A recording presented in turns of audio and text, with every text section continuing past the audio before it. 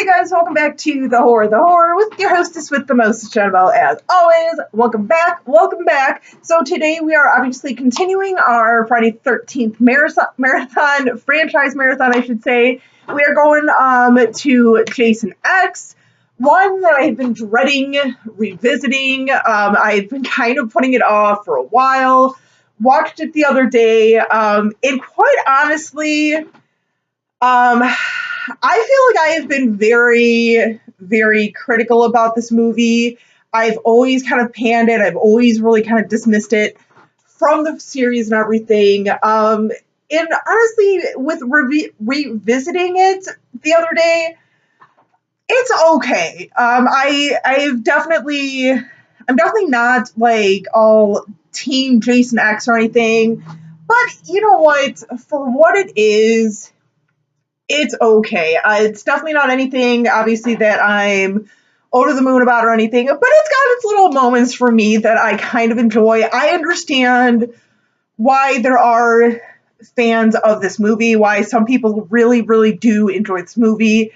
I'm certainly not quite there with this movie. I don't think I ever will, but it's a decent little movie. It is. So, Jason X, the second entry for the New Line company, this second one that they produced. Now, this is one that I think they filmed, I believe, in like 99 or so, and it pretty much sat in development hell for 18 months to 2 years, roughly around that. I think a little closer to 18 months. Finally released this movie, and you know what? It just... Jason in space. Seriously, I don't know if they were trying to turn this franchise all of a sudden into more of a science fiction type movie. I don't know. But yeah, so we come to find out that Jason very much isn't dead and in hell like we thought or were told in the last one. I don't know. I don't know how he got back from hell from this one. I really don't know. Maybe Freddy decided, hey, you can have him back. I really don't want to face him right now. I don't really know. It's kind of weird because they don't give any sort of explanation of how or why. Well, we kind of get a why, but like how Jason has suddenly come back up from hell. We don't know. Unlike all the other installments with Jason, we have no idea how he came back. We don't know. It's a mystery. Just saying. But no, in this one, he's been captured and everything. I guess maybe in the last one, maybe it was a dream that he was killed and everything, and twice basically in the last movie in Jason Goes to Hell.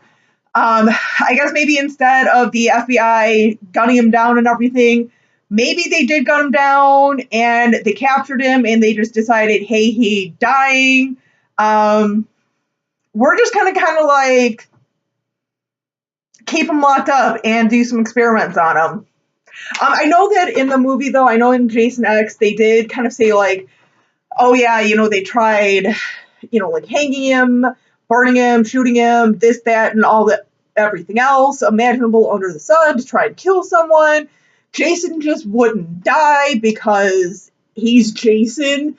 So, almost like how they were trying to do with, or like talks of with like the Halloween franchise with Michael, maybe creating some sort of like super soldier or something, or seeing like what he can do. I don't know.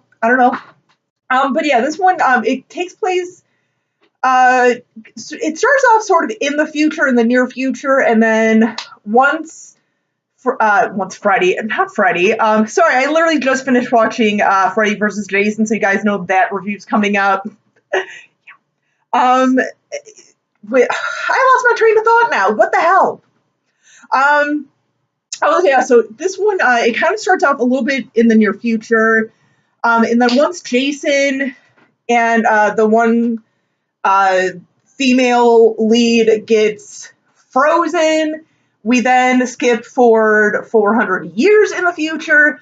Come to find out that Earth 1, yeah, I guess there's two Earths now, totally dead. We totally trashed it as humans, so it's completely dead. And somehow these two frozen living organisms, humans, survived all that. I'm not even sure how it survived 400 years in the future, but like cavemen in the Ice Age, they are brought back, brought onto this ship, unfrozen, and what do you know? Shenanigans ensue. So yeah, this one, as I was kind of saying, it's it's got some fun qualities about it. I give him credit for once again trying to take Jason out of Crystal Lake, sort of how they did in Part 8. Jason takes Manhattan slash Vancouver slash cruise ship, whatever you want to call it. They really tried to do something different, and I guess in a way, this was kind of New Line's chance to really sort of make their own little Jason franchise and everything, make a little background story for him and everything for maybe future installments, which we would get future installments. But I don't know, just something about it. Even for like that time, it seemed like there were a few movies, few franchises that were legitimately trying to make like space like the next big thing. Nothing wrong with like the whole space aspect. We have had many of things take place in space. Star Wars, Star Trek, the new show Orville and everything. There's a lot of different like space things. I'm not taking anything away from that. I don't mind a good like little sci-fi story in space. Not a big deal. Jason, not so much. And for the record, neither Pinhead or the Leprechaun should have been shot up to space. Just saying. If you're going to do that with those three franchises, you may as well do a Pinhead versus Freddy. Scratch that. A Pinhead versus Jason versus Leprechaun in space, because that's literally the only thing you're kind of building yourself up for. But whatever. That's regardless. So, these science students, yes, these are like science students and everything that had traveled to Earth 1, looking for, I guess, stuff, just kind of like, doing a little like class trip or whatever, trying to find some stuff. They find Jason and this girl, and like I said, bring them on the spaceship, bring him back to life, regenerate him and everything. I don't know. I mean, it's a fun movie. It kind of is a fun little movie and everything. It just, for me, if you want to try and revisit the idea of taking Jason out of Crystal Lake, I don't think space is quite it. I don't think that's really the right venue for him, but whatever. Which is kind of weird though, because, a lot of people really trash Part 8 for, it's out of Crystal Lake and stuff, or, it's kind of just on a cruise ship. This one, for those people who absolutely love it, they love it for that reason. I don't really get it, but whatever. Anyway. So some of the things that I do actually kind of like about this movie, one of which, a death that I know everyone always kind of brings up, is that frozen face to the tabletop or whatever. That one's always been a really cool kill. That's always kind of like stood out for me over the years, with this movie. Even with me not really enjoying this movie, it's still a fun kill. It's a refreshing kill and everything. That's another thing.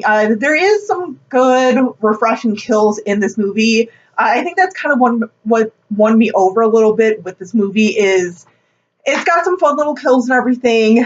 The Uber Jason, it's cool and everything. It's cool that he kind of got like a new update and everything, but I feel like Jason with each movie changed so much that it's like you never really got tired of seeing Jason as a character because they just kind of reinvented him each movie.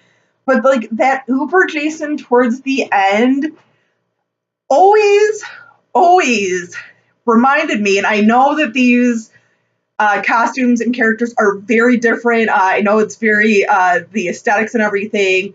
is a bit different and everything, quite a bit different and everything. There's really not many similarities between them, but for some reason, Uber Jason always kind of reminded me of what is his name?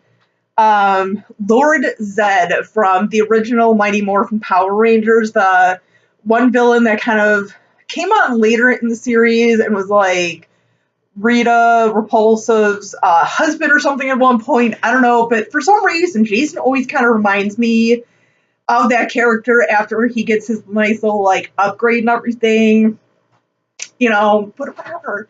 And an interesting thing though too is because I know one of like the sort of final girls is KM, the sort of cyborg and everything. It's kind of like really, like I get it, to have sort of this like robot, this sort of android and everything of this woman. But I feel like that's kind of a cop out a little bit because it's like really, this is the only way that you can think that Jason can be taken down. I don't know. But I mean, no, I mean, it was fun to see that character. It was fun to see sort of like a little robot and stuff and like where technology could be going and everything. But yeah. No, but this one, honestly though, you guys, I'm not going to really trash it too much because like I said, this is one that I know for years and years I was kind of like, oh God, it's like the worst one. It's one of the worst ones.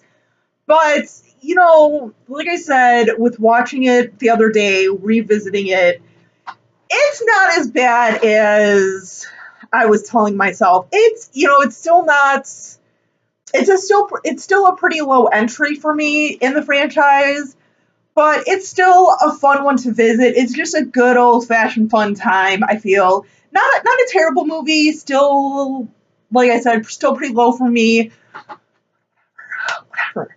But yeah, I mean, this one's gonna be relatively shorter than the other ones, just because it's one of those like I didn't necessarily love it, didn't absolutely hate it like I have been for years. I'm not gonna tear this one a new one or anything.